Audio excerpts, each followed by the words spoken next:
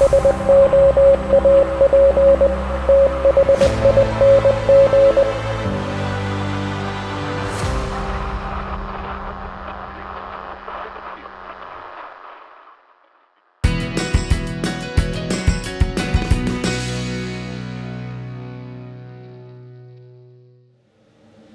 to another shave here on the Soap Thing Project.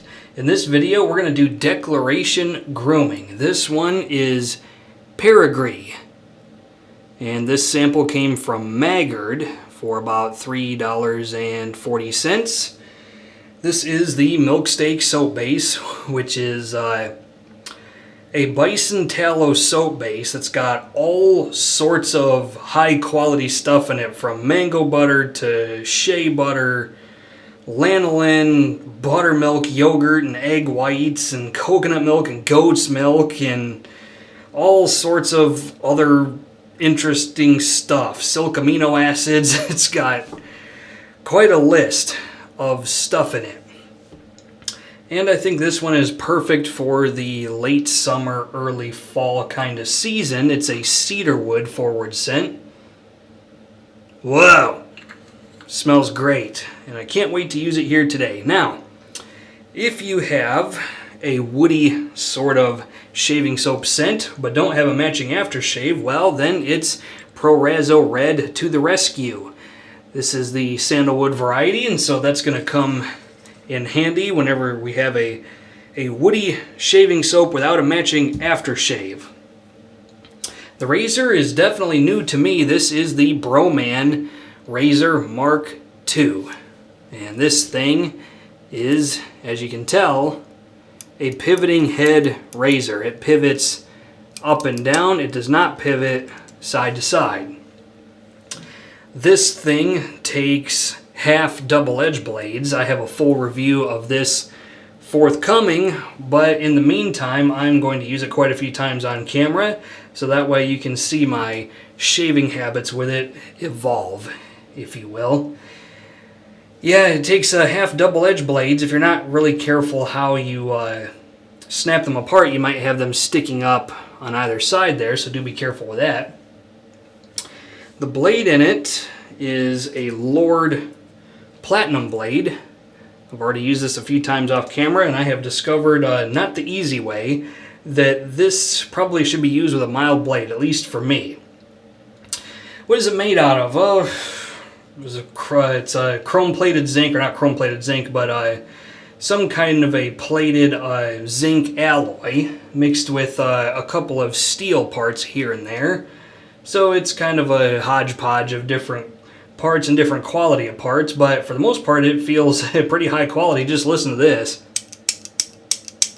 So it's definitely made of some heavy-duty parts. Anyway, we've talked enough about it. Let's use it. Wow, slurring my words today. Holy crap.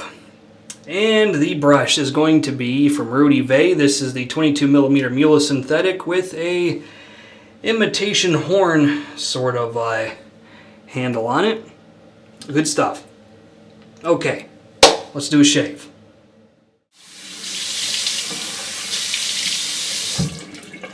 All right, folks. Got a solid 2 days of growth.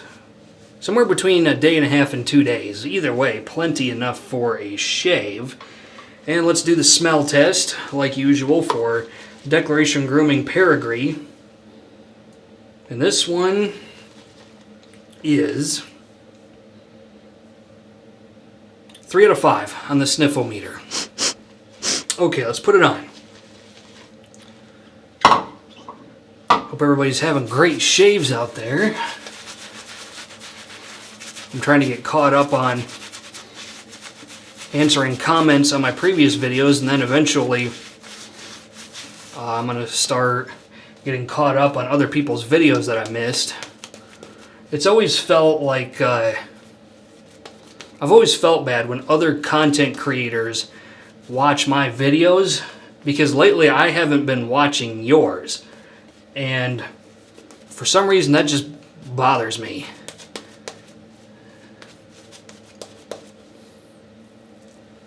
So I need to get back into that.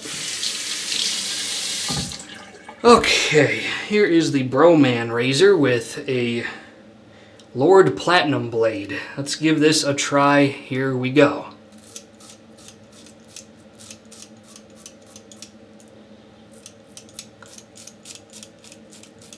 Right away, one thing that's not going to go well for you is you are not getting up underneath your nose with this thing. Like, maybe if you do like that. But you're taking a lot of risks when you do that. Okay, let's go over here. Whenever you try to put a half DE blade into a razor like this where it's got a pivoting head, pretty much anything with a pivoting head that's not a cartridge razor is going to have a really bulbous kind of head to it where it's not easy to get into hard to reach places. Let's go over here.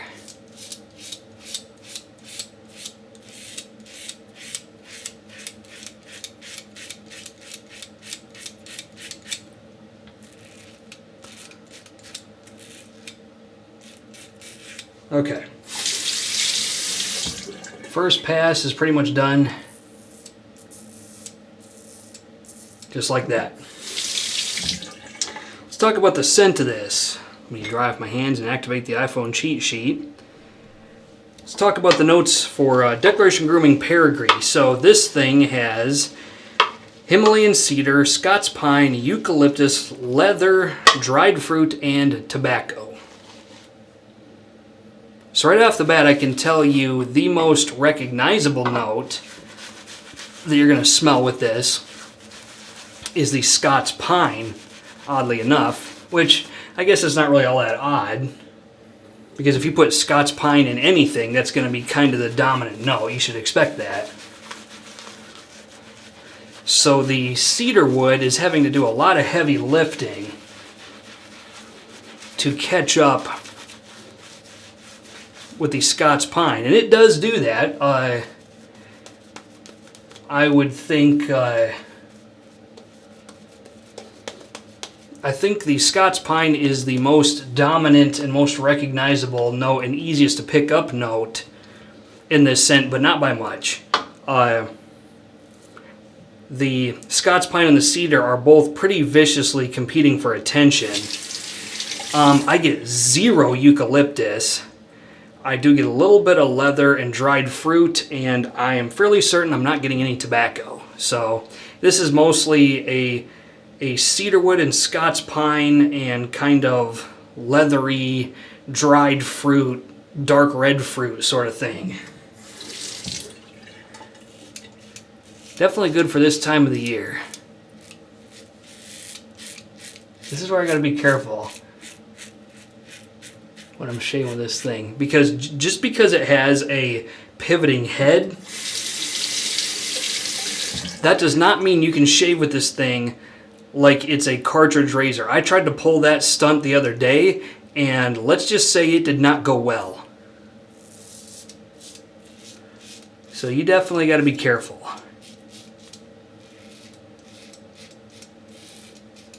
Which is kind of funny, because this is supposed to be one of those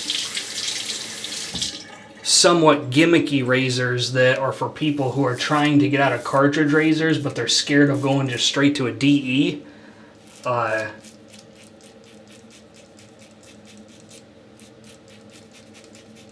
And so this is one of those 1 foot in, 1 foot out razors, like the one blade.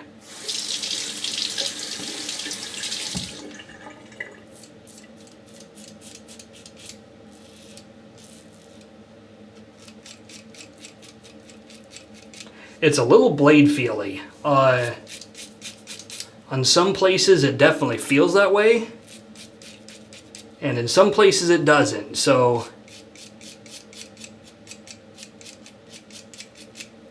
whenever you're shaving with this, you kind of got to pay attention, because you'll be just running that thing along your face and it'll feel like $1,000,000, and all of a sudden you'll hit an area where it's just like, ooh, that's gonna hurt in a minute.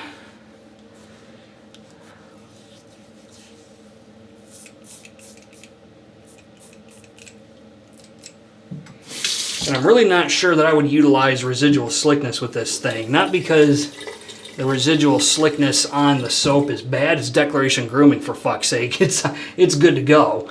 But because the way the blade is presented to you and the level of aggressiveness that you get with it, you better be careful. Because if you're just horsing around, this thing will tear you up.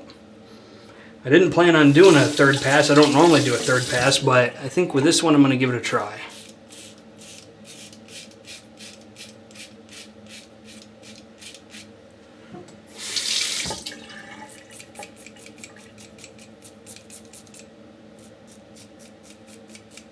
It's definitely a little more mild than I would prefer. Because you end up with the classic shaving problems where it's blade-feely but not aggressive.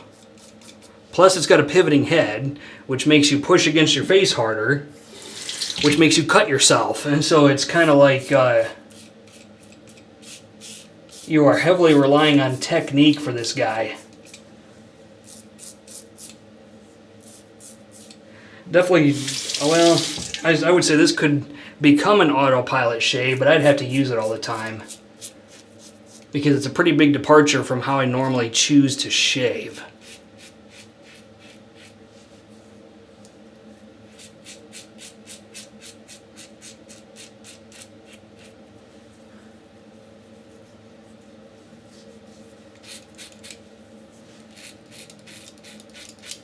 It is a clever idea, though. I have to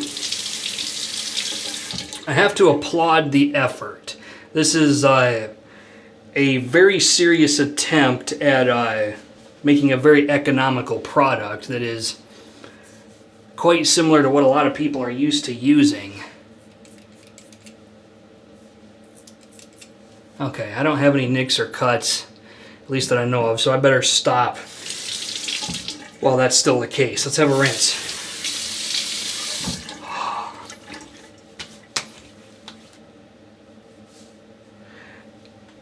Yeah, I think that's good, at least at the moment. Every once in a while you have those breakout nicks that'll hide, and then towards the end of the video, all of a sudden, oh look, there it is. It's just like, you couldn't come out sooner when I was paying attention. God, okay. Proraso Red for the aftershave. Good stuff. If I were going to retire every aftershave, this would be the last one standing. And this has some really soothing and forgiving ingredients in it that are going to help with